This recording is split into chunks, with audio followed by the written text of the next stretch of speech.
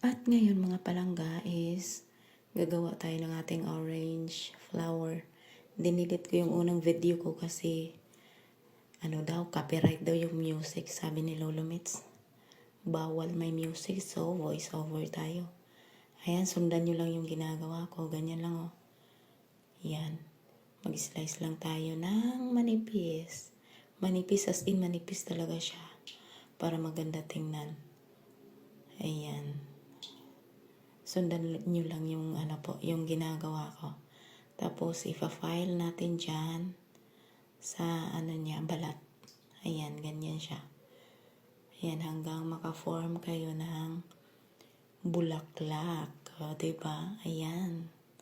Ganyan siya. Ikaw na yung bahala na magpaganda. O, ayan na yung result ng ating magandang bulaklak. O, diba? Parang lang siya, napaka-simple.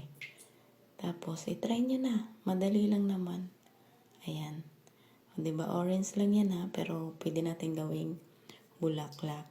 Ayan. Thank you for watching guys.